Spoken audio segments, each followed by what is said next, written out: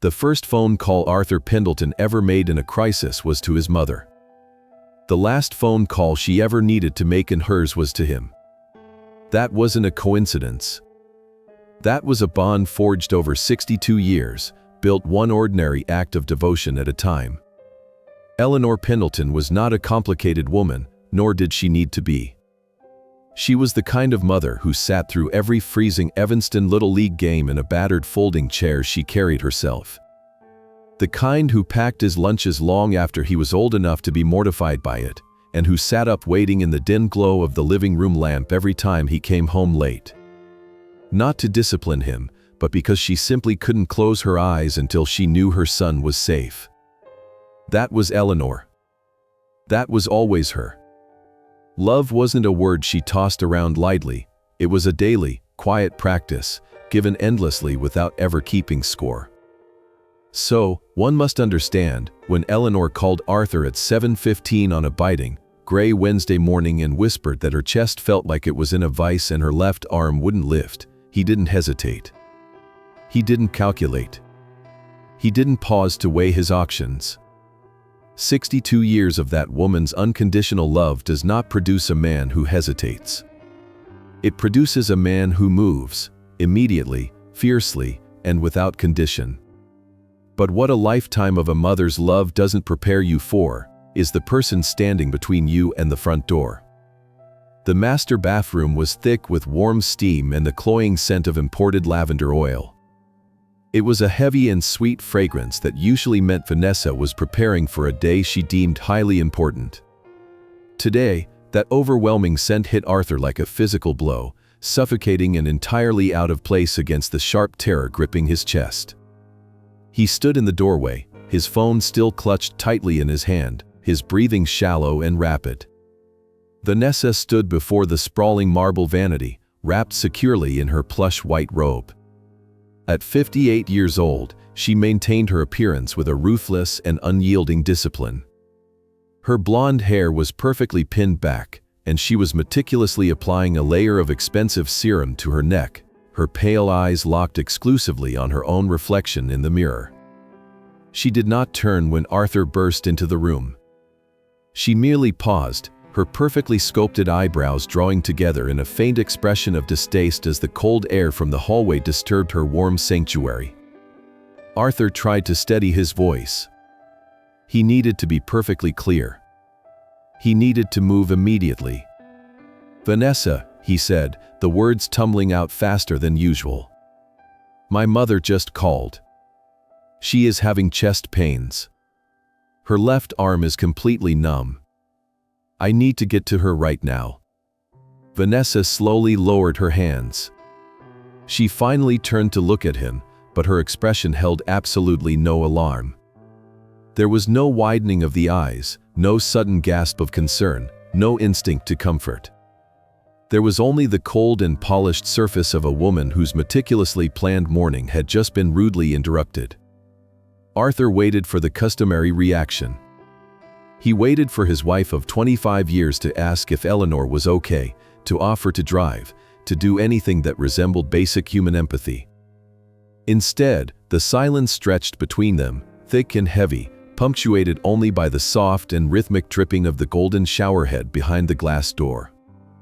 "My car is still at the repair shop," Arthur continued, the panic rising in his throat as he realized she was not grasping the severity of the moment. "They are replacing the alternator and it will not be ready until tomorrow afternoon. I need your keys. I need to take the Lexus to get her to the hospital." Vanessa sighed.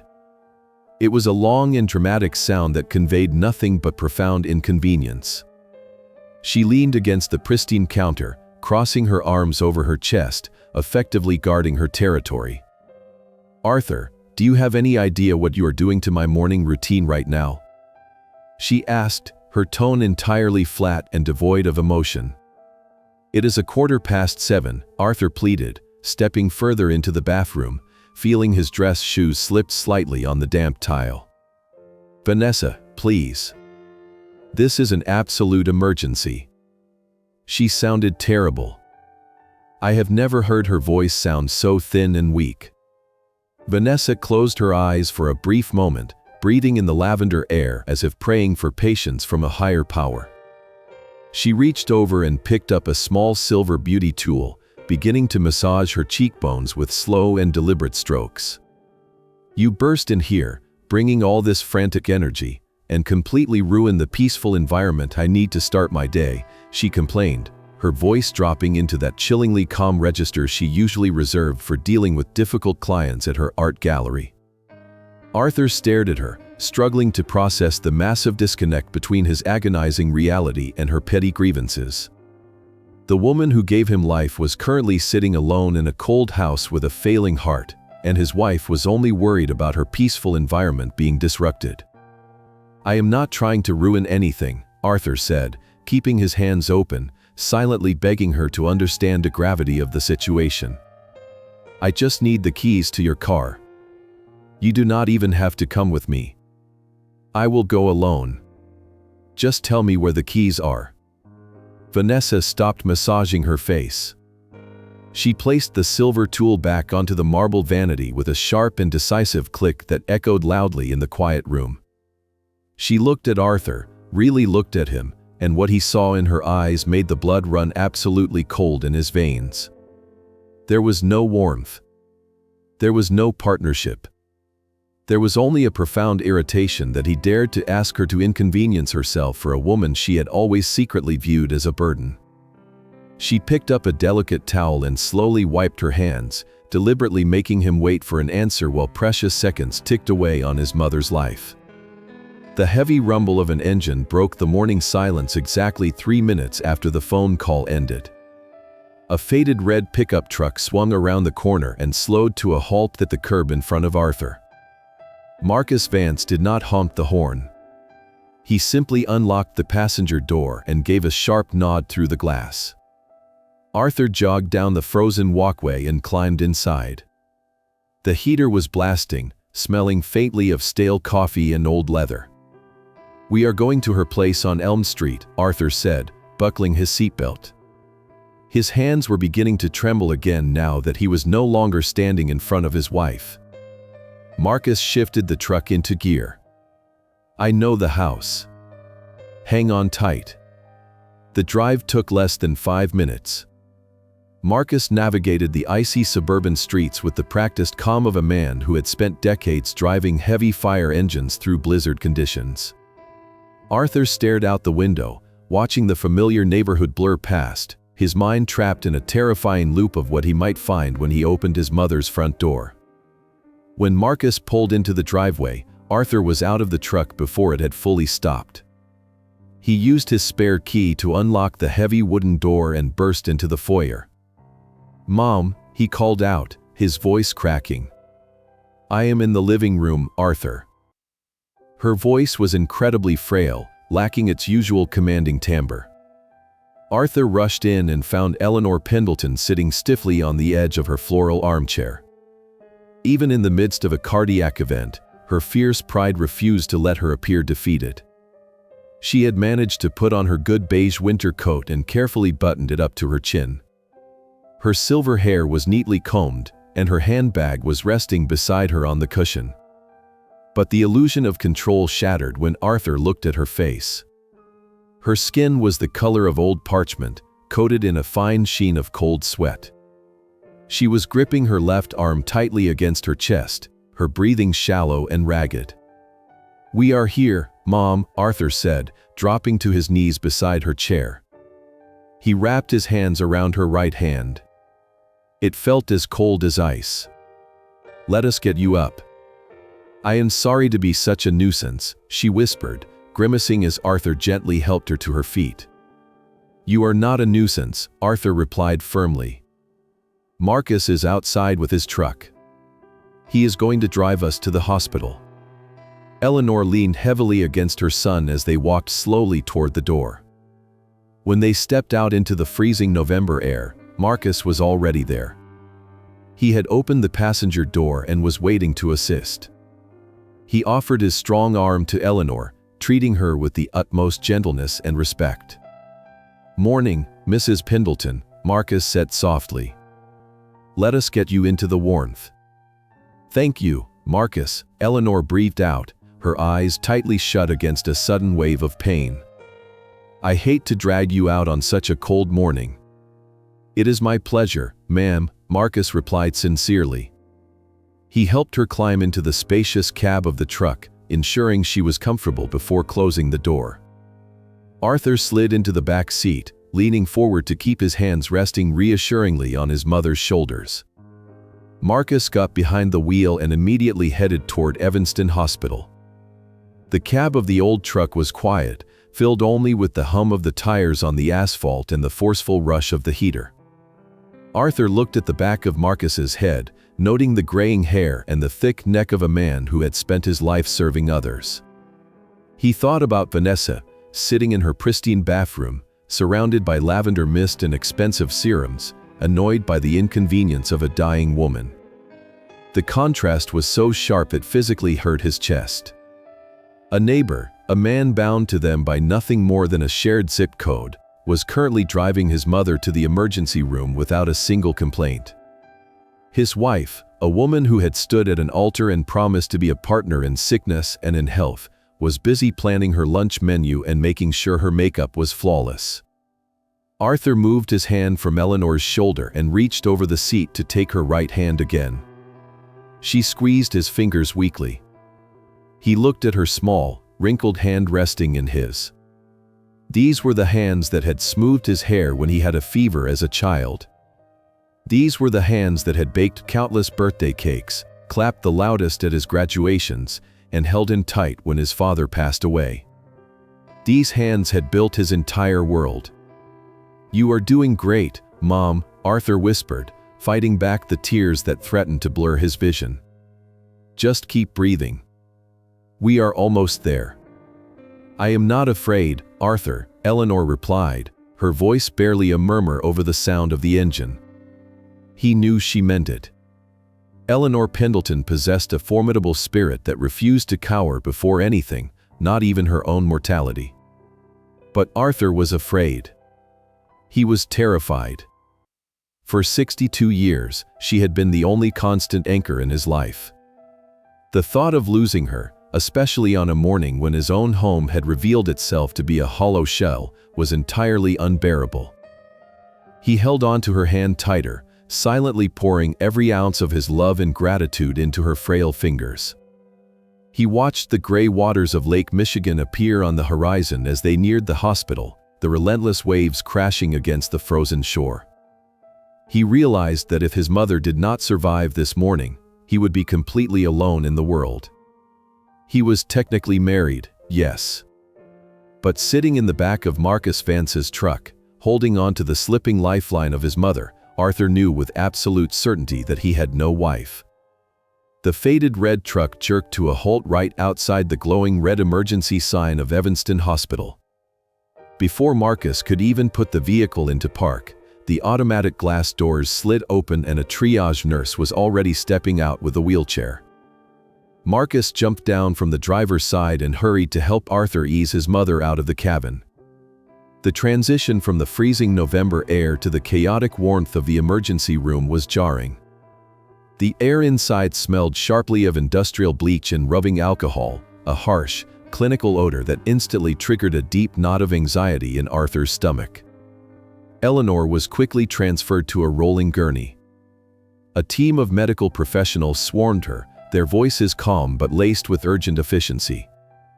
"Are you the son?" a nurse with a clipboard asked, blocking Arthur from following the gurney down a long, brightly lit corridor. "Yes," Arthur said, his voice tight. "I am her son.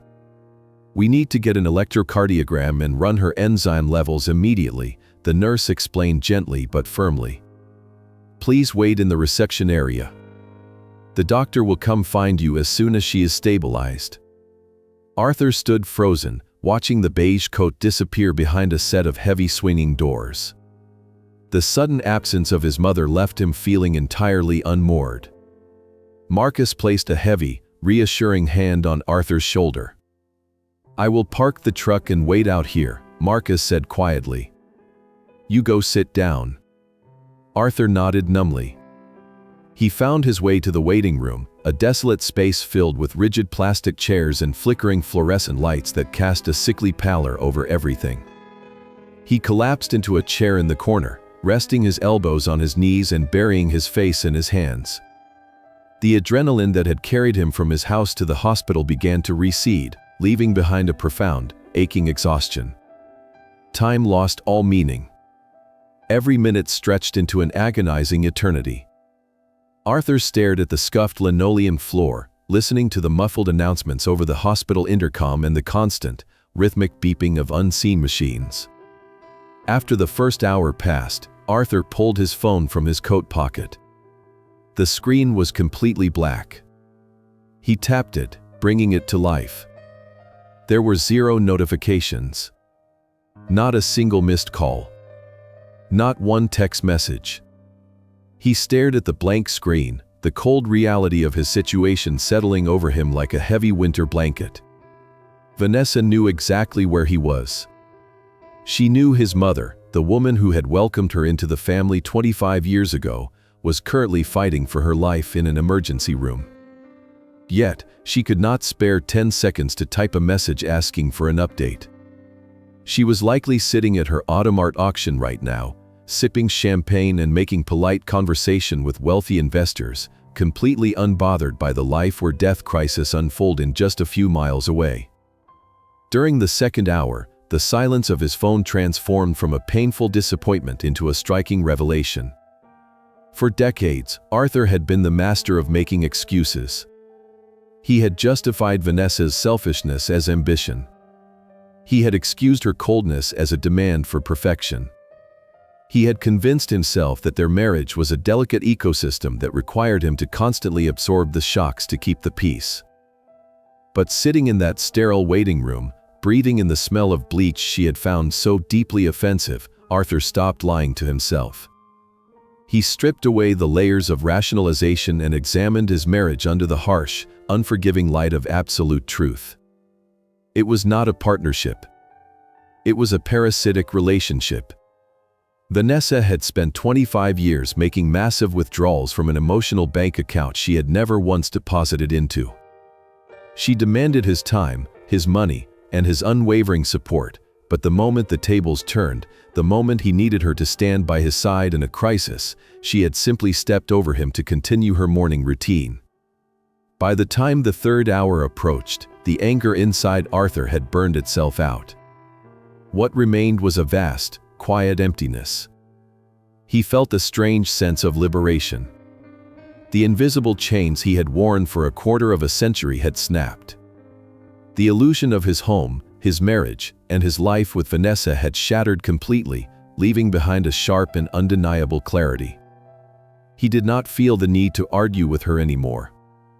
He did not want an apology. He simply wanted out. Arthur placed the silent phone back into his pocket, resting his hands loosely on his lap. He looked up at the swinging doors, his mind perfectly still. The terrified son who had rushed out of his house was gone. In his place sat a man who finally understood exactly what his life was and exactly what he had to do next.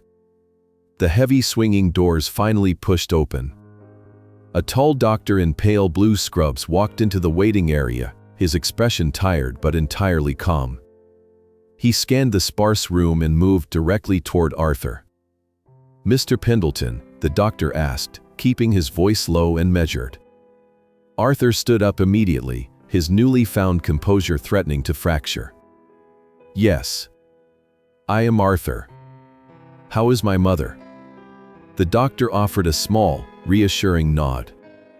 "She is stable. Your mother suffered a mild myocardial infarction.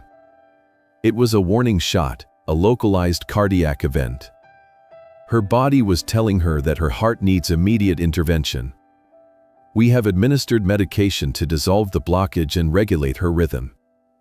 We will need to keep her here for rigorous observation over the next few days to ensure there is no further damage, but the worst has passed." Arthur closed his eyes, releasing a breath he felt he had been holding for 3 hours.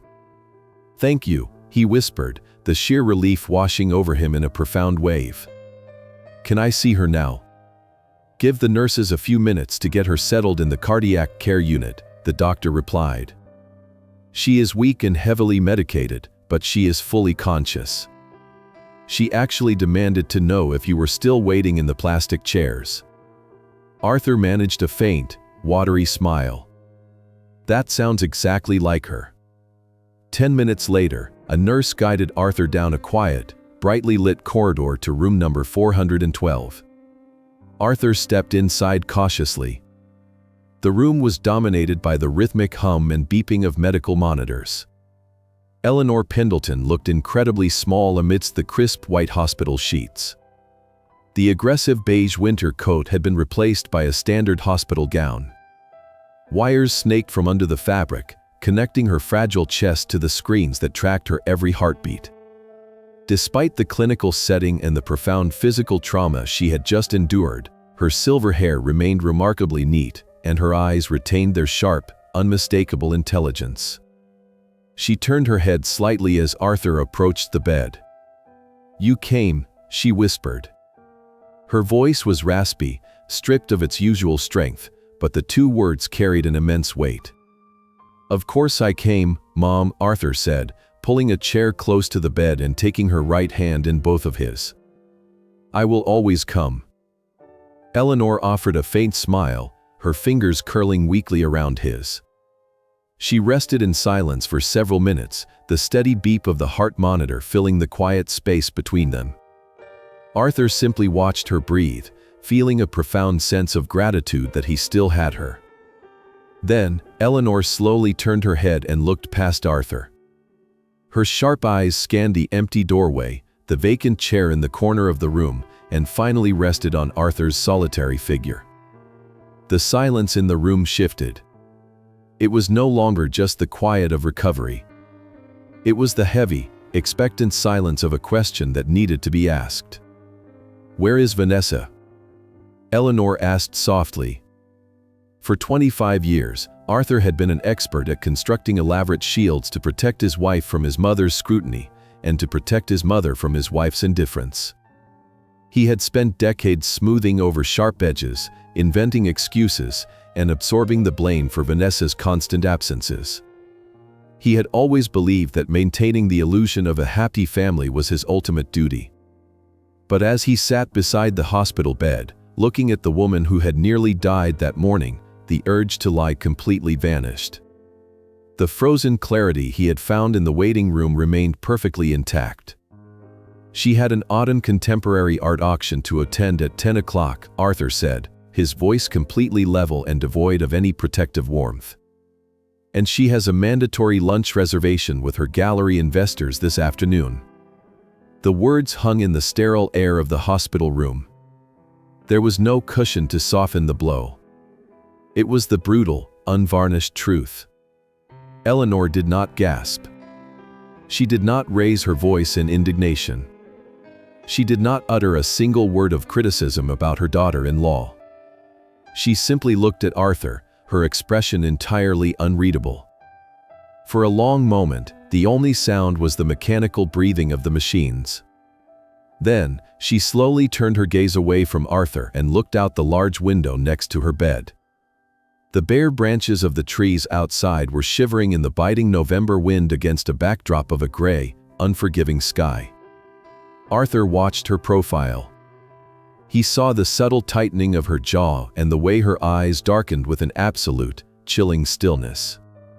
It was not the stillness of resignation or defeat. It was the profound, calculated stillness of a highly intelligent woman who had just received the final piece of evidence she needed. Eleanor Pendleton had spent 86 years evaluating the world with a fierce sense of justice and accountability. She did not waste energy on petty anger. She simply recognized the truth of a situation and adjusted her reality accordingly. As Arthur sat beside her, holding her hand, he realized that his mother had just made a decision. It was a silent verdict, finalized in the cold light of the hospital room, and Arthur knew without a shadow of a doubt that nothing in their lives would ever be the same again. The stillness in room 412 stretched on, measured only by the rhythmic and steady beeping of the cardiac monitor. Eleanor Pendleton slowly turned her gaze away from the gray Evanston sky and brought her attention back to her son. The cold, calculated look in her eyes softened slightly as she looked at Arthur, but the underlying steel remained firmly in place. She did not shed a single tear of self-pity. She did not waste another breath speaking Vanessa's name. Instead, she lifted her fragile right hand and gestured toward the small plastic belongings bag the triage nurse had placed on the corner table when she was first admitted. "Hand me my purse, Arthur," she instructed softly, her voice still raspy but laced with an undeniable, quiet authority. Arthur stood up and retrieved the familiar beige handbag. He carried it back to the bed and set it gently on her lap. Eleanor's fingers, though trembling slightly from the heavy medication and the severe trauma of the morning, worked the brass clasp with determined precision. She reached inside and pulled out a small, worn leather address book in her tortoiseshell reading glasses. She placed the glasses meticulously on the bridge of her nose and opened the book. The thin pages rustled faintly in the quiet room. Arthur watched her trace her index finger down a page filled with neat, cursive handwriting. She stopped at a specific entry and tapped it twice against the paper. "Arthur," she said, not looking up from the page, "I need you to make sure my cell phone is fully charged. I will need to make a very important phone call first thing tomorrow morning." Arthur leaned closer, his eyes catching the name written beside her resting finger. Theodore Sterling, attorney at law. Ted Sterling had been the Pendleton family lawyer for over 3 decades. He was the man who had drafted his father's will and managed the estate after his passing. He was a man of absolute precision, known for his formidable legal acumen and his unwavering loyalty to Eleanor. Arthur felt a sudden, profound chill sweep through him, completely unrelated to the drafty hospital window. He looked at his 86-year-old mother, lying in a sterile hospital gown with wires attached to her chest, and realized the sheer magnitude of her strength. She was not acting out of spite. Spite was loud, emotional, and messy. Eleanor was operating with the quiet, devastating efficiency of a woman balancing a ledger that had been in the red for far too long. "Do you want me to call Ted for you right now, Mom?" Arthur asked, his voice steady, offering his complete and unspoken support for whatever she was planning to execute. "No," Eleanor replied, closing the leather book and removing her glasses. "The morning will be soon enough. I need to gather my physical strength tonight. And you need to go home." "I am not leaving you here alone," Arthur protested immediately, the very thought of returning to his empty marriage filling him with a deep sense of dread. "You are exhausted, Arthur," she said, her eyes scanning his pale face and the deep, dark circles forming under his eyes. "You have been sitting in rigid plastic chairs for hours. The doctors say I am stable. The nurses are just outside the door checking on me constantly. Go home. Take a hot shower. Eat a proper meal. Come back to me tomorrow when you are rested. We have a lot of work to do." Arthur knew better than to argue with Eleanor when she used that specific tone. It was the same unwavering tone she had used when he was a child, a tone that brooked absolutely no dissent. He nodded slowly, bending down to press a gentle, lingering kiss to her forehead. The skin there was papery, fragile, and worn. "I will be back first thing in the morning," he promised quietly. "I know you will," she whispered, closing her tired eyes. "You always show up." Arthur walked out of room 412, the heavy hospital doors closing softly behind him, sealing his mother in her quiet sanctuary. He navigated the labyrinthine corridors until he emerged into the biting November evening. Marcus had gone home hours ago after ensuring Eleanor was safely admitted, leaving Arthur to navigate the cold reality of the night alone. He hailed a taxi outside the emergency room entrance. The heater in the back of the cab was broken, and the frigid air seeping through the windows perfectly matched the temperature residing in Arthur's chest. As the cab drove through the darkening streets of Evanston, Arthur watched the streetlights cast long, moving shadows across the worn interior of the car. In the back of that freezing taxi, Arthur dissected the 25 years he had spent bending over backward. He remembered the holidays Vanessa had deliberately ruined with her passive-aggressive complaints about Eleanor's modest home. He remembered the countless times she had belittled his career choices because his architecture firm did not yield the exorbitant, flashy wealth she desired to flaunt. Every memory, previously softened by his desperate need to maintain peace, now stood out with sharp, unforgiving clarity. The peace he had fought so hard to preserve was nothing but a mirage. It was merely the absence of conflict, purchased daily at the cost of his own dignity and his mother's rightful place in his life. The taxi eventually pulled up to his sprawling, perfectly manicured property. The large windows glowed with warm, expensive light, presenting a deceptive beacon of domestic bliss to the rest of the neighborhood. Arthur paid the driver and stepped out into the freezing wind. He stood on the sidewalk for a long moment, staring at the house and feeling entirely detached from it. He was no longer a resident of that artificial world. He was just a visitor passing through, gathering the last remaining pieces of his resolve. He thought about the leather address book resting on his mother's hospital tray. He thought about the name Ted Sterling. He knew exactly what Eleanor was going to do. She was going to completely erase Vanessa from the family legacy, permanently severing her access to the wealth she coveted. It was a brutal and permanent consequence for a morning of unimaginable selfishness. And as Arthur walked slowly toward his front door, ready to face the stranger he had married, he realized something that surprised even him. He felt absolutely no desire to warn his wife. He felt no urge to protect her from the financial and emotional storm that was rapidly approaching. The woman waiting inside that house had made her choice, explicitly and without an ounce of remorse.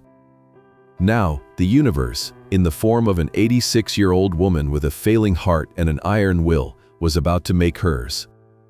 Arthur turned the heavy brass knob of his front door and stepped into the suffocating warmth of his own foyer. The air inside smelled faintly of expensive vanilla candles and the roasted garlic from whatever gourmet meal Vanessa had ordered for her dinner. It was a stark, jarring contrast to the sterile scent of bleach and impending death he had just left behind at the hospital. He walked slowly into the expansive living room. Vanessa was seated gracefully on the plush cream velvet sofa, her legs crossed at the ankles. A half-empty crystal glass of deep red wine rested on the glass coffee table beside a stack of glossy auction catalogs. She was still wearing the elegant tailored suit she had chosen for her mandatory lunch, though she had removed her heels. She heard his footsteps and briefly glanced up from the thick pages of contemporary art. "How is Eleanor?" she asked. Her tone was entirely casual, devoid of any genuine concern. It was the exact same polite, detached inflection she used when asking a waiter to refill her water glass. She did not set the catalog down. She did not stand up to greet the husband who had just spent 9 agonizing hours watching his mother fight for her life. "She had a mild myocardial infarction," Arthur replied, his voice flat and devoid of the emotional padding he usually provided for her. "She is in the cardiac care unit." Vanessa finally paused, turning a page slowly before taking a delicate sip of her wine. "Well, she is 86 years old, Arthur. These things are to be expected at her age. The important thing is that she is stable now." Arthur stood near the archway of the living room, keeping his winter coat on. He did not step closer to her. He simply watched her. He watched the way the soft lamplight caught the gold highlights in her hair and the way her manicured fingers rested lightly against the crystal stem of her glass. For 25 years, he had convinced himself that this woman possessed hidden depths, that her cold exterior was just a defense mechanism protecting a vulnerable heart. He realized now that there was no defense mechanism because there was absolutely nothing inside to protect. "You are staring at me, Arthur," Vanessa said, a hint of annoyance creeping into her perfectly modulated voice. "And you are bringing an incredibly dark and heavy energy into this house." Today was a very stressful day for me at the auction. We secured the primary collection, but the bidding was exhausting. I was hoping for a quiet, relaxing evening, and you are standing there looking like a ghost. Arthur felt a strange, detached fascination listening to her complain. Her mother-in-law had nearly died that morning, her husband was emotionally shattered, and her primary concern was the aesthetic mood of her living room and her own fatigue from purchasing luxury art. In the past, Arthur would have immediately apologized. He would have taken off his coat, forced a weary smile, and asked her about the details of the auction to stroke her ego and restore the artificial peace of their household. He would have swallowed his own trauma to ensure her comfort. Tonight, Arthur said absolutely nothing. He did not argue with her. He did not point out the grotesque selfishness of her words. Explaining empathy to Vanessa was like trying to explain colors to a person born entirely without sight. It was a futile waste of breath. He simply looked at her for a few more seconds, committing the emptiness of her gaze to memory, and then turned away. He walked up the grand curving staircase, leaving her sitting alone with her wine and her catalogs. In the master bathroom, Arthur stripped off his clothes, feeling as though he were shedding a heavy, suffocating skin. He stood under the scalding hot spray of the shower for a long time. He scrubbed the harsh hospital smells from his skin, but more importantly, he felt the hot water washing away decades of subservient conditioning. The fear of displeasing his wife, the desperate need to keep their fragile domestic truce intact, it all swirled down the drain, leaving him entirely hollowed out but undeniably clean. He dried off, put on clean sleepwear, and walked into the cavernous master bedroom. The king-sized bed dominated the space, covered in high thread count linens and an absurd number of decorative pillows. For 25 years, Arthur had slept on the far left edge of that massive mattress. He had always carefully contained himself to his narrow sliver of space, subconsciously ensuring he never encroached on Vanessa's territory, never disturbed her rest, never took up more room than she deemed acceptable. He had made himself small in his own bed, just as he had made himself small in his own life. Arthur walked to the bed, pulled back the heavy duvet, and lay down. But he did not go to the left edge. He moved directly into the center of the mattress. He stretched his legs out fully and let his arms rest wide on either side of him. He claimed the space. He stared up at the dark, vaulted ceiling of the bedroom, listening to the faint whistling of the freezing wind outside the thick glass windows. He lay there waiting for sleep, breathing deeply and evenly. He felt the vast expanse of the bed around him, and he recognized the absolute truth of his existence. He had not been married for 25 years. He had been enduring for 25 years. There was a massive, fundamental difference between sharing a life with someone and simply surviving their presence. As the clock on a nightstand silently shifted past midnight, Arthur Pendleton closed his eyes. He was not angry anymore. He was just done. Arthur woke up before the alarm sounded. The digital clock on the nightstand read 6 o'clock in the morning. He had slept deeply, dreamlessly, anchored in the exact center of the vast mattress. Beside him, Vanessa was still asleep, huddled on her far edge, oblivious to the monumental shift that had occurred in the room during the night. He rose slowly, feeling the cold hardwood floor beneath his bare feet. He walked down the grand curving staircase to the kitchen. The house was dead quiet, entombed in the early morning stillness. For 25 years, this was the time of day Arthur crept around like an intruder in his own home. He would normally brew a single cup of instant coffee to avoid making a sound, terrified of disturbing Vanessa and facing her wrath before breakfast.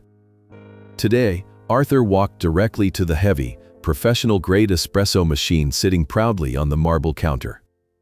It was a machine Vanessa had purchased purely for aesthetic appeal, rarely used because the grinding process was exceptionally loud. Arthur filled the hopper with fresh coffee beans.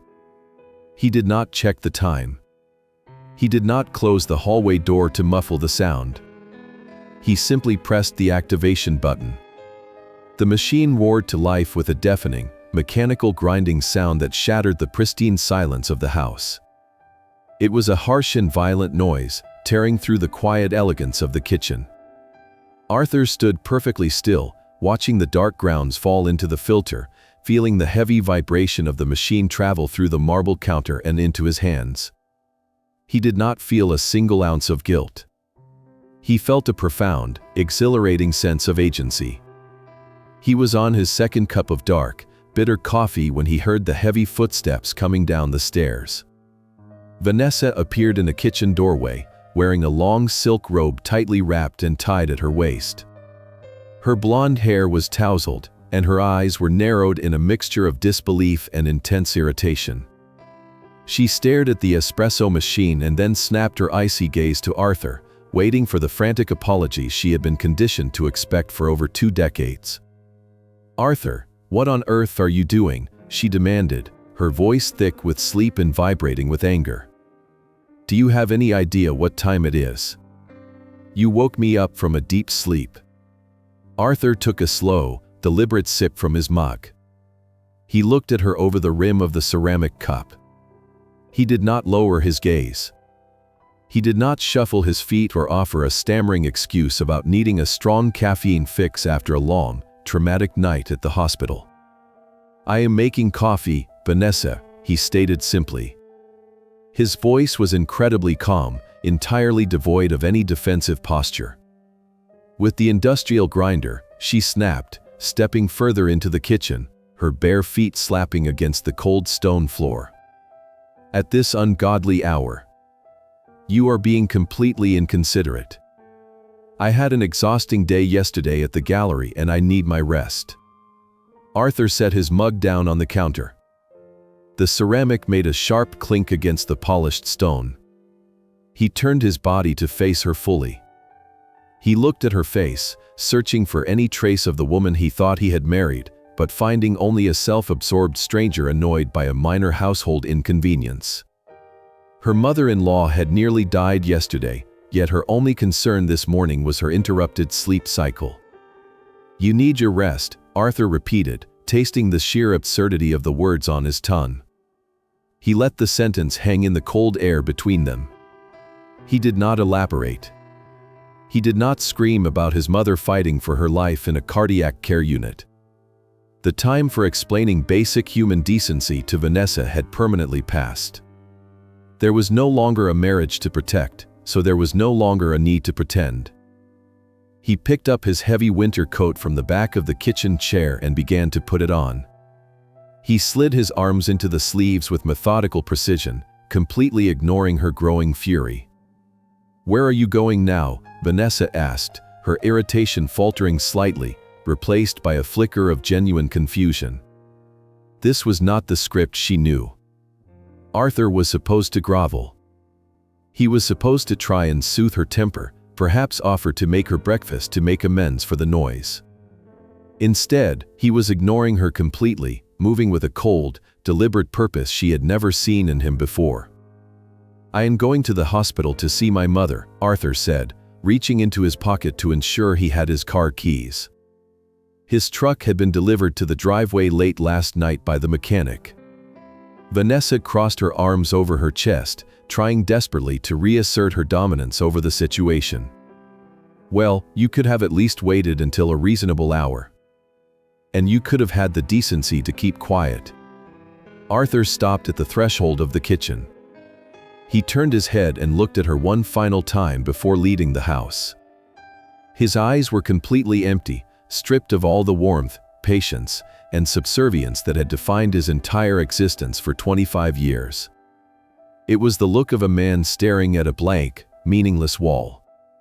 "Figure it out yourself, Vanessa," he said quietly, tossing her own callous words from yesterday morning back at her with chilling, perfect accuracy. He turned around and walked out the front door. He did not slam it behind him. He closed it gently, stepping out into the freezing November morning. Inside the grand kitchen, Vanessa stood absolutely frozen in her silk robe, the cold realization slowly creeping into her bones that the psychological control she had wielded with absolute certainty for 25 years had just evaporated into thin air. Arthur drove his freshly repaired truck through the biting morning chill of Evanston. He arrived at the hospital at exactly 8:45. The sterile corridors felt entirely different today. Yesterday, they were a terrifying labyrinth of chaos and fear. Today, they felt like a quiet, purposeful pathway leading toward an inevitable truth. He walked into room 412 and stopped just inside the doorway. Eleanor Pendleton was not lying flat in quiet defeat. She had instructed the nursing staff to elevate the head of her bed to a sharp vertical angle. The generic hospital gown still looked completely out of place on her dignified frame, but she had managed to drape her own soft cashmere shawl over her shoulders to reclaim a sense of normalcy. Her tortoiseshell reading glasses were perched precisely on the bridge of her nose. Resting on the adjustable hospital tray in front of her was the morning edition of the newspaper, folded neatly to the crossword puzzle. She was filling in the blank boxes with a black ink pen, moving her hand with a deliberate, unhesitating rhythm. Arthur watched her for a long moment, marveling at the sheer resilience of the 86-year-old woman.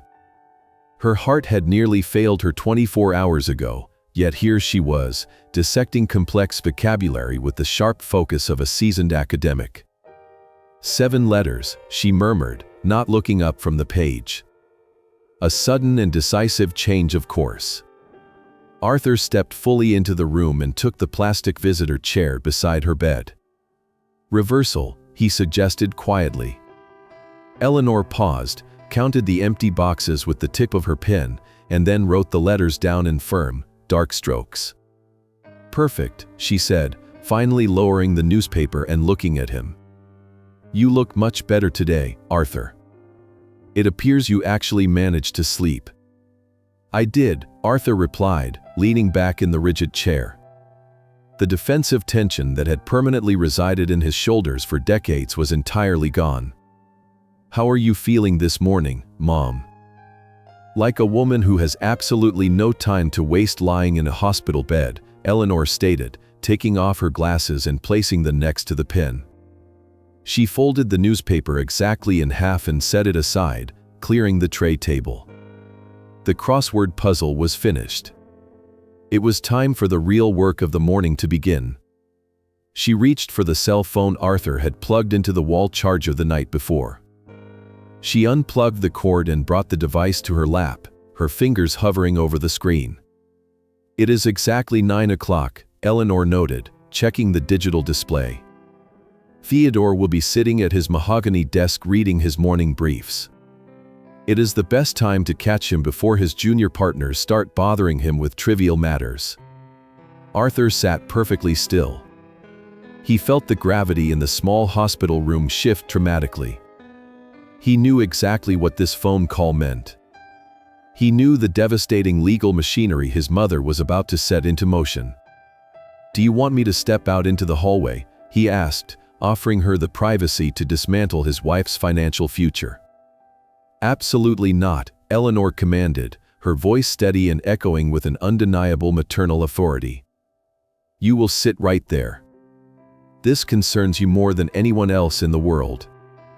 Arthur remained seated, folding his hands in his lap, becoming the silent witness to a monumental reckoning. Eleanor dialed the number from memory. She placed the phone to her ear and waited.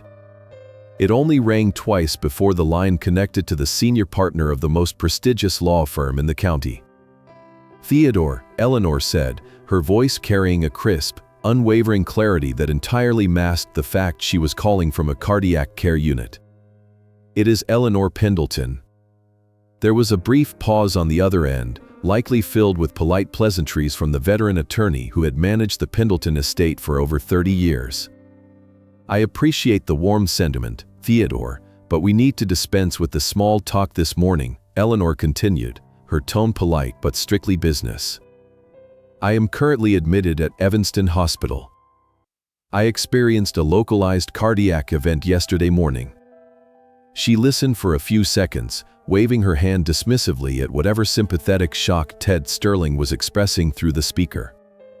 "I am perfectly stable," she assured him, her voice brooking no argument or pity.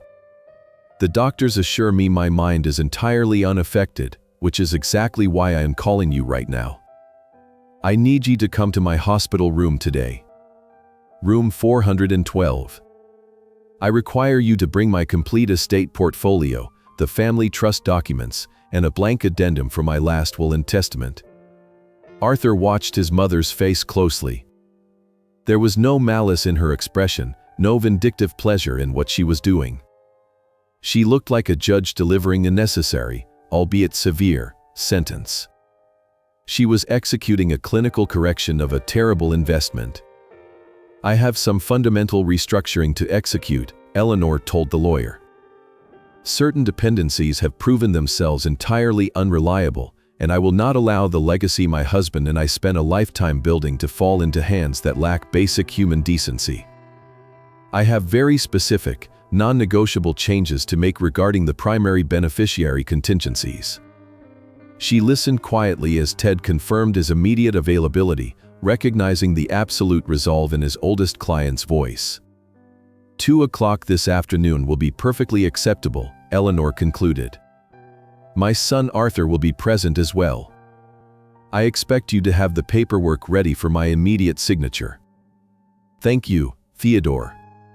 She ended the call and placed the phone face down on the tray table. The deed was set into motion. The appointment was made. Arthur stared at the folded newspaper on the table, overwhelmed by a profound wave of emotion that tightened his throat. He looked at his mother, the 86-year-old matriarch who had just summoned a high-powered attorney to her hospital bed simply to protect him. Eleanor was making sure that when she eventually passed, Arthur would be completely secure, and Vanessa would have absolutely nothing to claim. It was the most extraordinary act of love Arthur had ever witnessed. It was a love that was fiercely protective, entirely uncompromising, and beautifully fair. While his wife had used her energy the previous morning to complain about a coffee grinder, his mother was using her remaining strength to secure his absolute freedom. Eleanor Pendleton was drawing a permanent boundary around her family, and in doing so, she was giving Arthur the ultimate permission to finally walk away from a marriage that had never truly existed. At exactly 2 o'clock in the afternoon, the heavy wooden door to room 412 swung open. Theodore Sterling stepped inside. He was a man who moved with the quiet, imposing gravity of a federal judge. He wore an immaculate charcoal suit, and in his right hand, he carried a scuffed, vintage leather briefcase that had likely held the secrets, fortunes, and final wishes of half the families in Evanston. Ted was 60 years old, sharp-eyed, and possessed an unwavering loyalty to the Pendleton family that dated back to his early days working alongside Arthur's late father. "Good afternoon, Eleanor," Ted said, his voice a low and soothing baritone. He walked straight to the side of the hospital bed, completely ignoring the complex cardiac monitors and focusing solely on the formidable 86-year-old woman sitting upright against the pillows. He then turned and offered a firm, respectful nod to Arthur, who had retreated to a plastic chair in the far corner of the room to serve as a silent, observant witness to history. "It is good to see you, Theodore," Eleanor replied, adjusting her cashmere shawl around her shoulders. "Thank you for coming so promptly. Let us get straight to the matter at hand." Ted set his heavy briefcase flat on the small rolling tray table, snapping the brass locks open with a sharp double click that echoed loudly in the quiet room. He withdrew a thick stack of legal documents printed on heavy cream paper, laying them out with methodical precision. "I have brought the complete portfolio as you requested, Eleanor," Ted stated, pulling up a chair and sitting directly facing her. "The primary trust documents, the property deeds for the estate, and the blank addendum forms for immediate execution. Where would you like to begin?" "We begin with the primary beneficiary contingencies," Eleanor instructed, her voice holding the absolute authority of a monarch dictating terms. "As it currently stands, if Arthur were to pass away before me, or if we were to pass simultaneously in an accident, a significant portion of the estate would flow to his legal spouse, Vanessa Pendleton. Is that correct? Ted adjusted his reading glasses and scanned the dense legal text of the top document. That is entirely correct. Under the current trust structure drafted 10 years ago, Vanessa Pendleton is listed as the primary contingent beneficiary for the Elm Street property, the mutual investment funds, and the physical assets contained within the family home. Eleanor did not blink. "Strike her name," she commanded. The words landed in the sterile hospital room with the devastating weight of a falling anvil. Arthur sat completely motionless in the corner, his breathing shallow. He watched the veteran lawyer carefully. Ted Sterling did not show a single flicker of surprise or hesitation. A lawyer of his caliber never did. He simply poised his pen over his yellow legal pad. "Strike her name from every single clause, paragraph, and contingency," Eleanor continued, her tone as cold and clear as the winter wind howling outside the window. "I want Vanessa Pendleton completely and irrevocably removed from the Pendleton family legacy. She is to receive absolutely nothing. Not the house. Not the liquid assets. Not a single cent from the mutual funds. She is erased." Ted nodded slowly, making a precise notation on his pad. "Understood. And regarding the physical assets within the estate. Specifically, your late husband's collection of antique timepieces, which currently carries a substantial appraised market value." Eleanor looked toward the window for a fleeting second, a profound softness entering her eyes at the mention of her late husband, before her gaze hardened into steel once again. Those watches belonged to a man who understood the profound value of time and the people he chose to spend it with. They will not be auctioned off to the highest bidder to fund another lavish lunch for people who do not care about this family. They go entirely to Arthur. If Arthur is not here, they go to the local historical society. Vanessa is not to lay a single finger on them. Arthur felt a tight knot form in his throat. The antique watches were his father's greatest pride and joy. Vanessa had frequently complained about them taking up valuable space in a safe, constantly suggesting they should be liquidated to fund a vacation property in Aspen. Eleanor knew everything. She always saw through the polite facades, recognizing the deep-rooted greed hiding just beneath Vanessa's elegant surface. Ted continued methodically down the list, confirming the complete financial erasure of Vanessa Pendleton. He drafted the sweeping clauses that would establish an ironclad protective trust around Arthur's inheritance. This newly formed structure ensured that the wealth would belong solely to Arthur as the primary trustee, completely untouchable by any future divorce proceedings, and shielded entirely from Vanessa's grasp. "I want to be perfectly clear about my reasoning, Theodore," Eleanor said, her voice echoing with a haunting clarity in the small room, ensuring both the lawyer and her son heard her final, unyielding judgment. "My husband and I did not scrimp and save for 40 years to fatten the accounts of a woman who views our family as an inconvenient burden. We built this legacy on sacrifice, on late nights, and on showing up for the people we love when they need us the most. A legacy must belong to someone who actually cherishes those values." She turned her sharp, intelligent eyes toward Arthur, sitting quietly in the shadows of the room.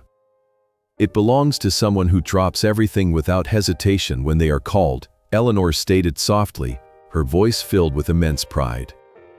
"It belongs to a person who understands that love is an action, not an inconvenience. Vanessa chose her art auction over my life yesterday morning. She made her priorities abundantly clear to everyone. Today, I am making my priorities clear to the law." Ted Sterling finished writing. He aligned the fresh addendum sheets perfectly and slid them across the hospital tray toward Eleanor. He uncapped a heavy gold fountain pen and held it out to her.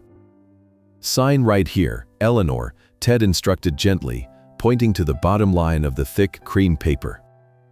"And initialize here. This will make the removal legally binding and immediate across all financial institutions." Eleanor took the heavy gold pen. Her hand, which had trembled in agonizing pain just 24 hours earlier, was now entirely steady and resolute. She did not hesitate.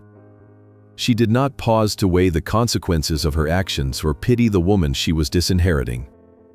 She simply leaned forward and signed her name with bold, dark strokes, fundamentally and permanently rewriting the future with a few drops of ink. The heavy gold fountain pen glided across the thick cream paper, leaving a trail of dark ink that permanently altered the trajectory of 3 lives. Eleanor Pendleton signed her full legal name with a steady, uncompromising hand, lifting the pen with a final and decisive flourish. She then methodically initialed the bottom right corner of the remaining 5 pages, marking her absolute consent to the sweeping changes she had mandated. Theodore Sterling retrieved the pen from her delicate fingers. He pulled a heavy brass notary seal from his vintage briefcase and pressed it firmly onto the bottom of the final addendum page. The crisp crunch of the embosser biting into the thick paper sounded remarkably like a heavy iron vault locking into place. It was finished. The new reality was officially established in black and white. Theodore spent the next few minutes explaining the exact parameters of the newly formed trust one last time, ensuring total clarity for both mother and son. The Pendleton wealth was now encased within a strict, irrevocable protective trust. Arthur was named the sole beneficiary and the sole trustee of the entire estate.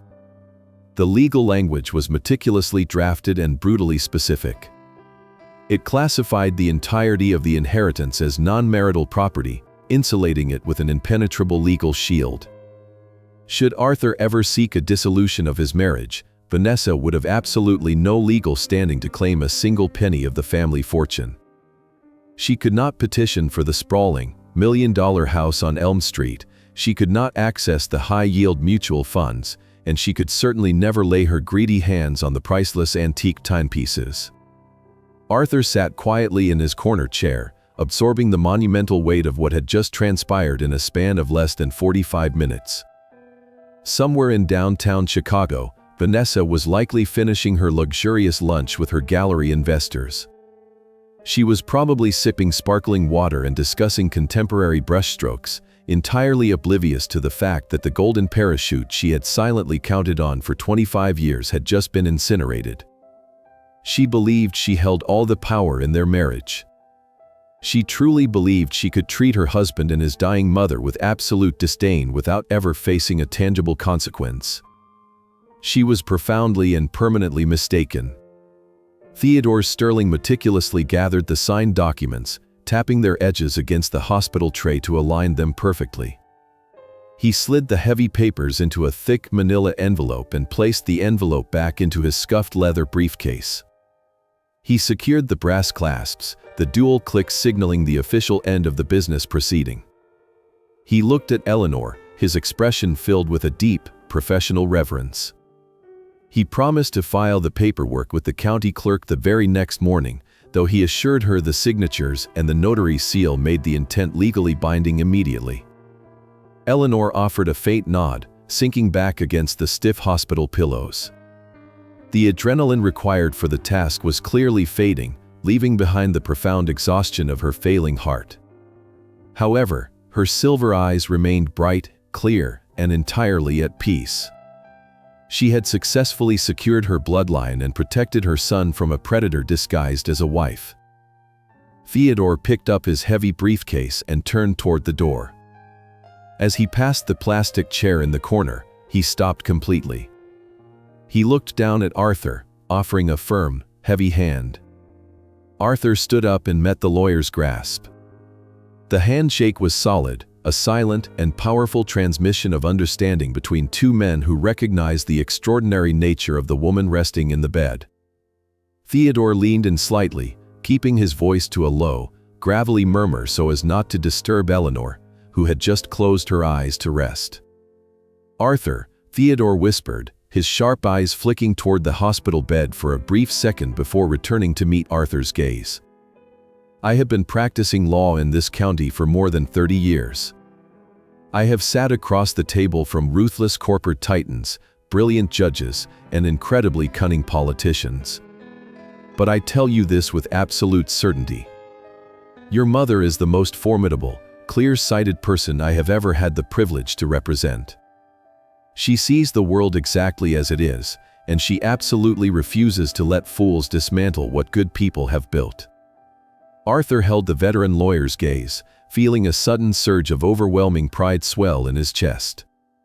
The knot of anxiety that had plagued him since yesterday morning completely dissolved. "I know, Ted," Arthur replied quietly, his own voice steady and filled with a new, quiet strength.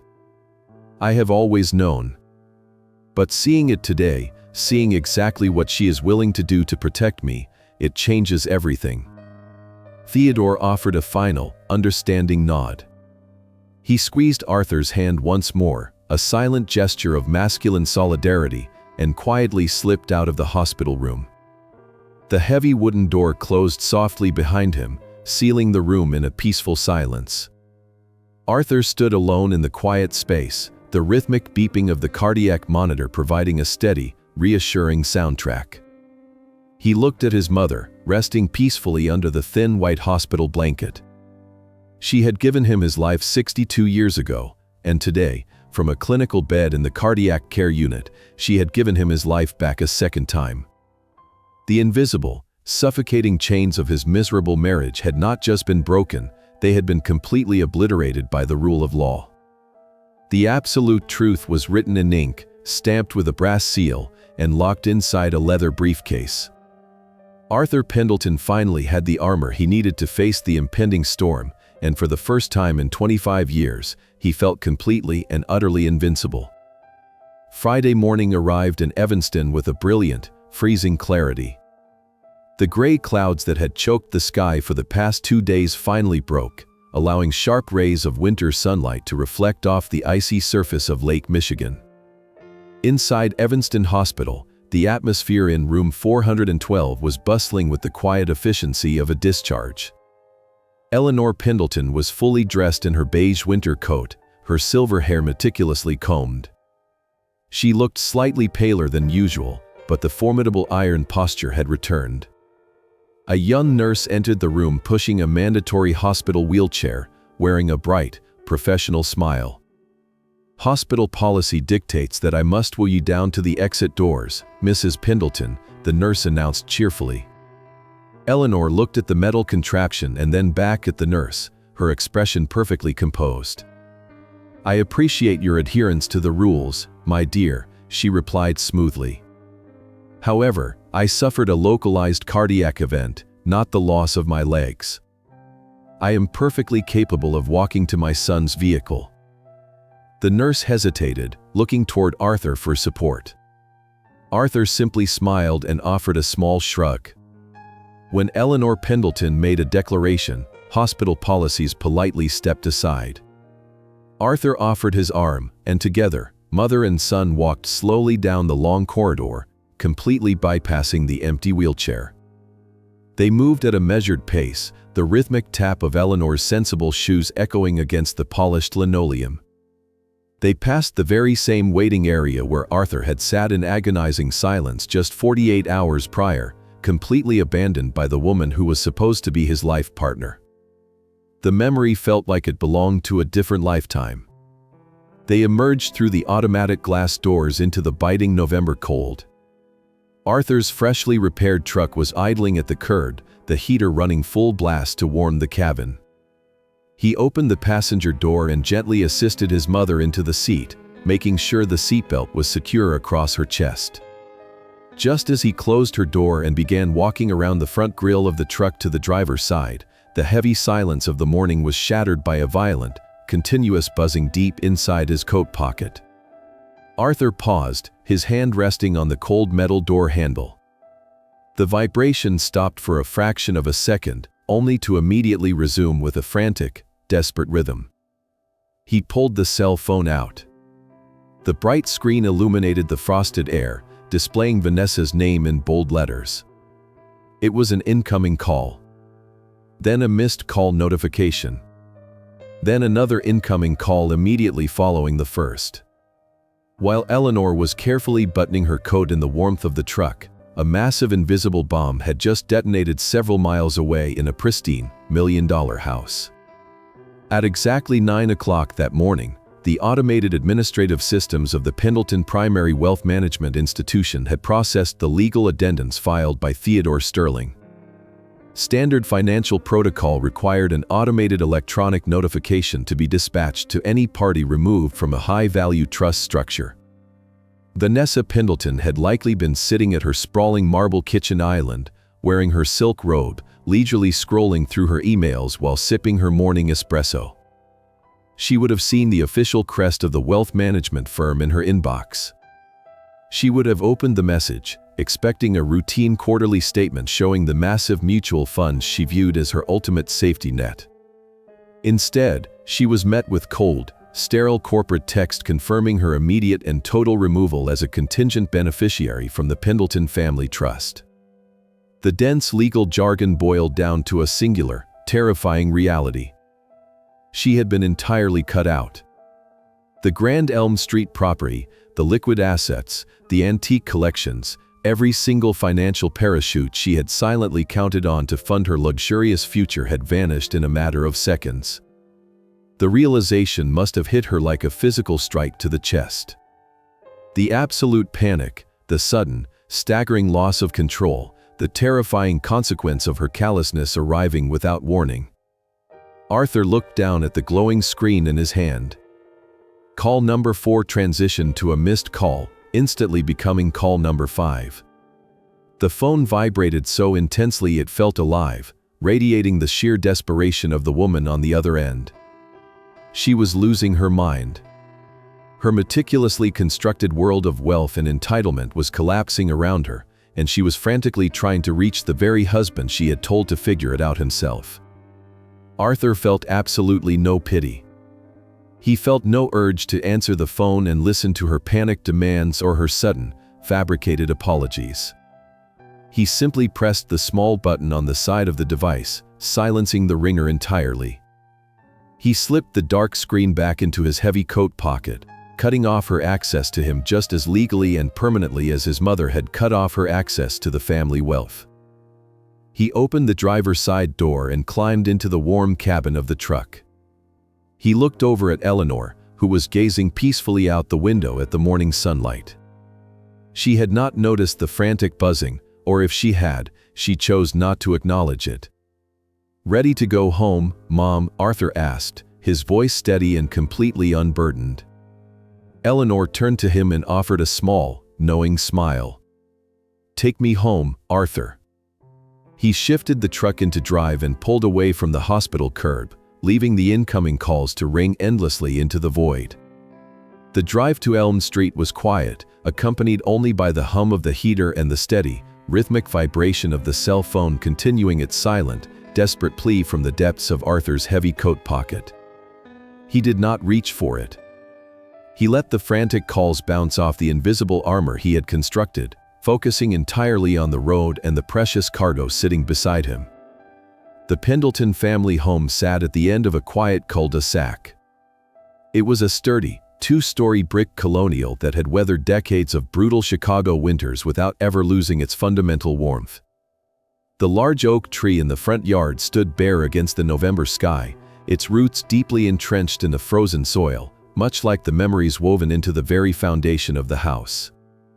Arthur parked the truck in the driveway, right next to the spot where he had learned to ride a bicycle over 50 years ago. He helped his mother out of the vehicle and walked her up the front steps. The faded welcome mat still rested on the porch, a silent testament to a house that had always maintained an open door for those who truly mattered. Arthur unlocked the heavy front door, and a rush of familiar, comforting air greeted them. It smelled of old paper, dried lavender, and the faint, lingering scent of the pipe tobacco his father used to smoke on Sunday evenings. "Let me make you some tea, Mom," Arthur offered, guiding her into the worn, sunlit kitchen.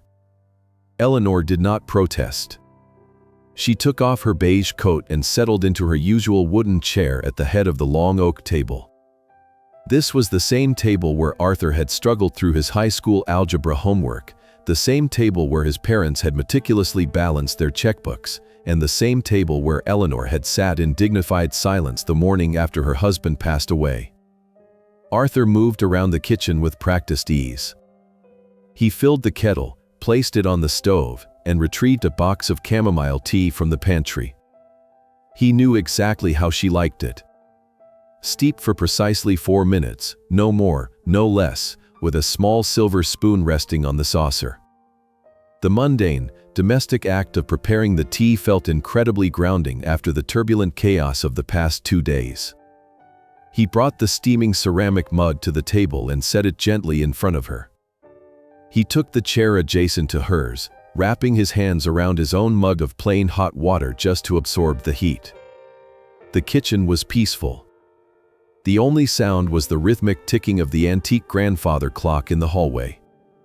Eleanor took a slow sip of the chamomile tea, letting the warmth spread through her frail chest. She set the mug down and looked at Arthur.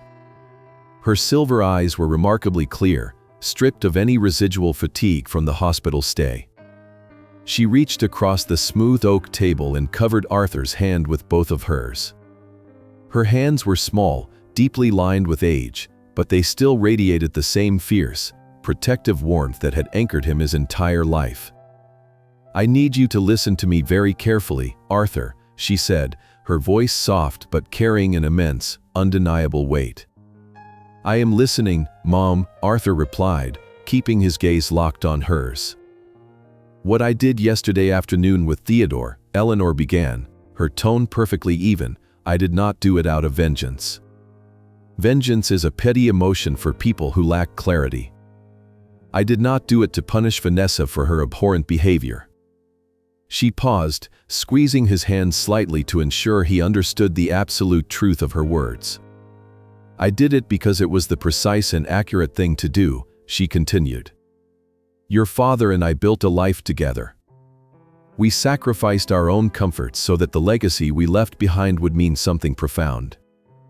We intended for it to go to someone who actually understands what building a life with another human being requires. It belongs to someone who recognizes the value of loyalty, sacrifice, and showing up when the world gets dark." Eleanor let the silence stretch for a moment, allowing the philosophy of her entire existence to settle over the kitchen table. "But this is not just about the trust fund or the property on Elm Street, Arthur," she said, her voice dropping to a softer, more intimate register. "This is about you. I need you to look at your life.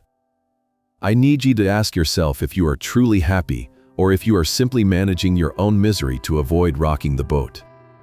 Arthur felt a sharp lump form in his throat. He did not look away, but the sheer honesty of her question pierced right through his chest. "You have been showing up for other people your entire life," Eleanor whispered, her eyes shining with a profound maternal sorrow for the pain her son had endured in silence. "You have absorbed the blows, you have compromised your own joy, and you have stood entirely alone while legally bound to another person. A man like you, a man who consistently drops everything to carry the weight for others, deserves to have someone standing right next to him when he finally stumbles. You deserve a partner, Arthur. Not a parasite." The winter sunlight streaming through the kitchen window caught the dust motes dancing in the air. Arthur sat completely frozen. Every single word she spoke was an undeniable truth he had spent 25 years trying to bury. He had tried to be the perfect, accommodating husband, believing his endless patience would eventually be rewarded with genuine affection. He had been completely wrong. "I know, Mom," Arthur said, his voice coming out rough and thick with suppressed emotion. "I finally see it." Eleanor nodded slowly, a look of profound relief washing over her aged features. She patted his hand twice, the exact same reassuring gesture she had used when he was a terrified little boy, and then slowly withdrew her hands. "Good," she stated simply, picking up her tea mug once again. "Now, are you going to deal with that phone buzzing a hole through your coat pocket, or are you going to let it vibrate until the battery dies?" Arthur looked down at his coat draped over the back of the chair. The muffled, frantic vibration was still pulsing against the fabric. Call number 42. He looked back at his mother. Her expression was completely unbothered, filled with the serene confidence of a woman who had already won the war. "Not yet," Arthur replied, a newfound calm settling deep into his bones. Eleanor took another sip of her tea, the corner of her mouth lifting into the faintest hint of a smile. "Take your time," she murmured. "Let her sit in the mess she created." Arthur stayed at the house on Elm Street for another hour.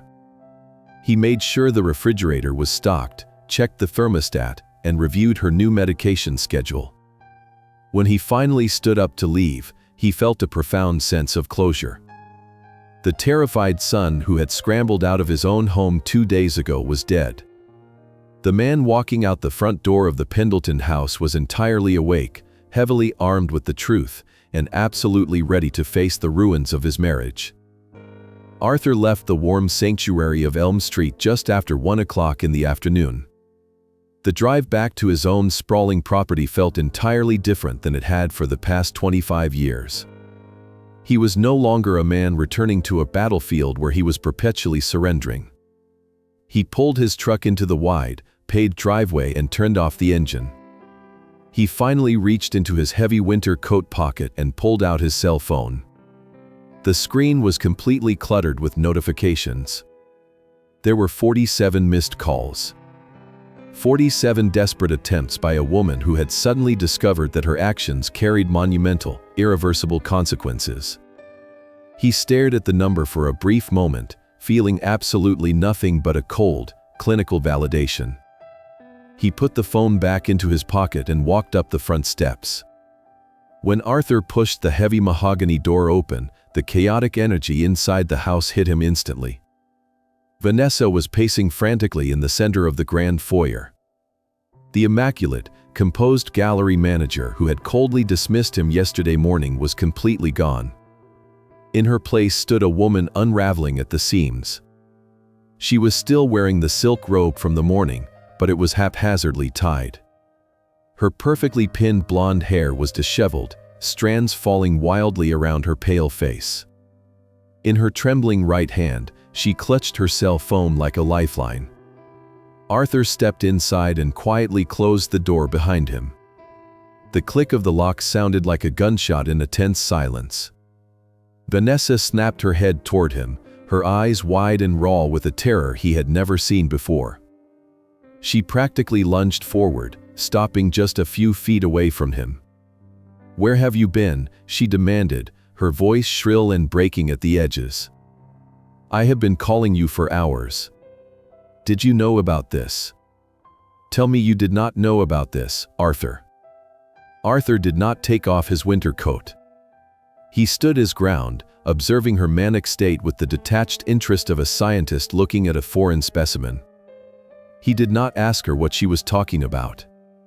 He simply waited. She thrust her phone toward his chest, the screen displaying the cold, corporate email from Theodore Sterling and his wealth management office.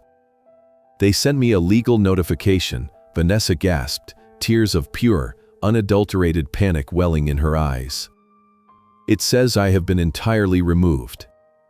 It says the primary trust has been restructured into an irrevocable protective trust with you as the sole beneficiary.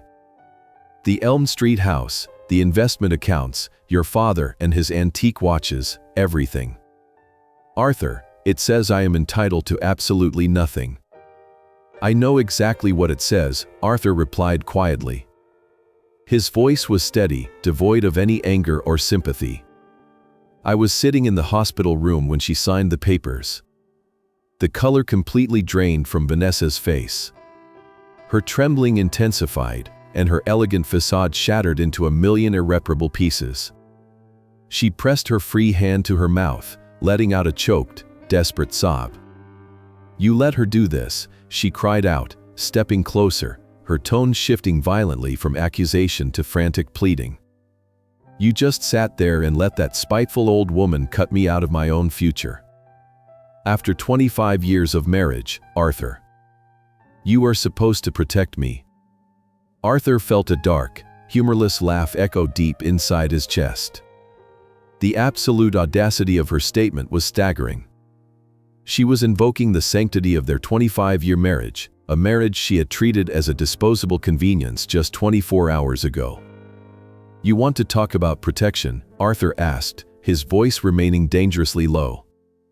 "Yesterday morning, my 86-year-old mother was suffering a myocardial infarction. She was terrified. I was terrified. I begged you for help. I asked you for your car keys to save her life. And you stood in your bathroom, surrounded by expensive lavender mist, and told me that you could not be bothered because you had a lunch reservation." Vanessa shook her head rapidly, tears spilling down her cheeks, smearing her expensive makeup. "That is not fair," she wept. "I was stressed. The auction was the most important event of my career. I thought she was just being dramatic. I did not realize how serious it was, Arthur. It was a terrible misunderstanding. You have to believe me." "It was not a misunderstanding," Arthur corrected her, his gaze piercing right through her pathetic display of fabricated remorse. "It was a choice. You made a choice with absolute clarity. You chose your own vanity over her life." She reached out, her trembling fingers grabbing the sleeves of his heavy coat. "Please, Arthur," she begged, her voice dropping to a desperate whisper. "You have to fix this. You have to go back to Elm Street and talk to her. Tell her I am sorry. Tell her I will apologize in person. We planned our entire retirement around that trust. You can convince her to reverse the addendum. She listens to you. You are the only one who can make her see reason. We cannot lose everything over one silly mistake." Arthur looked down at her hands gripping his coat. He saw the sheer, naked greed driving her panic. She was not crying because she had almost lost her mother-in-law. She was not crying because she had deeply wounded her husband. She was crying because the massive fortune she felt entitled to had slipped through her fingers forever.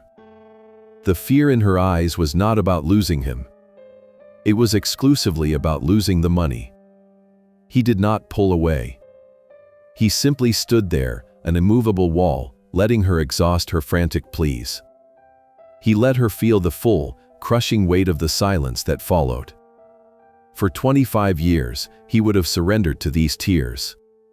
He would have apologized for upsetting her, rushed to Elm Street, and begged his mother to undo the legal consequences just to restore the miserable peace in his home. But that Arthur was gone. The man standing in the foyer had survived the crucible of the emergency room, and he was no longer susceptible to her toxic manipulation. He looked into the terrified eyes of the stranger he had married, ready to deliver the final, devastating verdict. Arthur looked down at her trembling hands gripping the heavy fabric of his winter coat. He felt the sheer desperation radiating from her, but it did not move him. The reservoir of his empathy had been completely drained by her callousness. Slowly and deliberately, he reached down and peeled her perfectly manicured fingers off his sleeves one by one. Vanessa stumbled back slightly, her breath hitching in her throat as she realized her tears held absolutely no power over him anymore.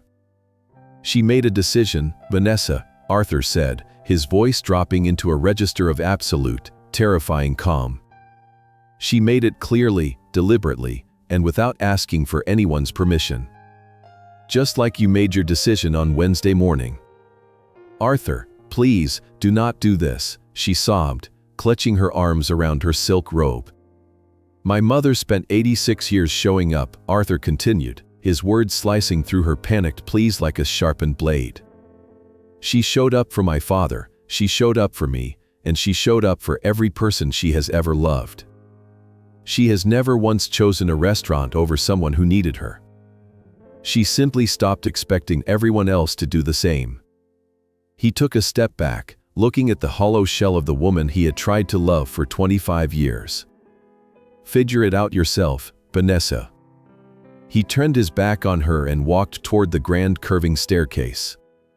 He climbed the steps with a steady, unhurried pace. In the master bedroom, he opened the closet and pulled down a small leather suitcase. He did not pack everything. He only took what he needed for a few days. He left the expensive tailored suits, the luxury watches she had gifted him, and all the physical artifacts of their meaningless marriage right where they belonged. When he walked back downstairs, Vanessa was collapsed on the floor of the foyer, weeping into her hands. The sound of her despair echoed off the high ceilings, a hollow lament for a lost fortune. Arthur did not pause. He did not offer a final word of comfort. He simply walked past her and placed his hand on the heavy brass doorknob. "Where are you going?" Vanessa gasped, looking up at him with ruined, mascara-stained eyes. Arthur looked back at her one final time. "I do not know," he replied, his voice completely clear and untethered.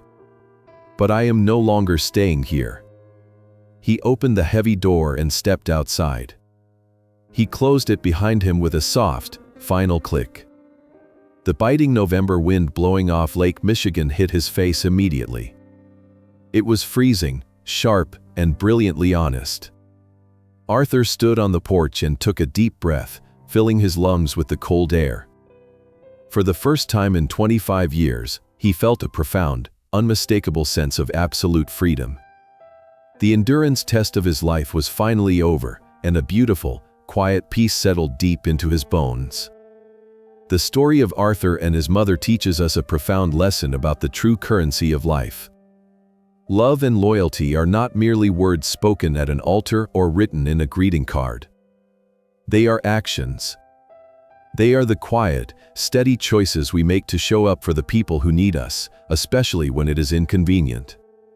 You cannot spend a lifetime making withdrawals from an emotional bank account without ever making a deposit.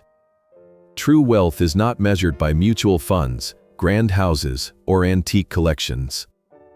It is measured by the people who will drop everything to hold your hand in a hospital room, the people who love you fiercely and protect you when you are vulnerable.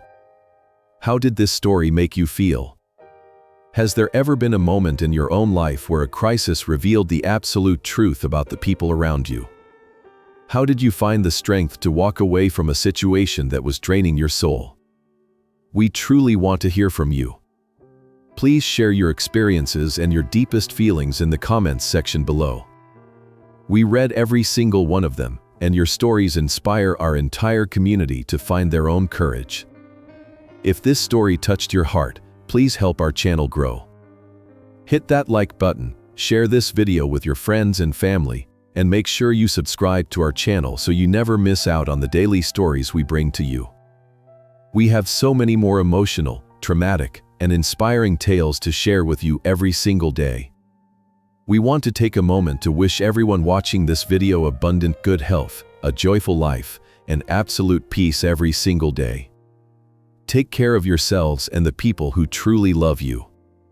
Goodbye for now, and we will see you in the next video.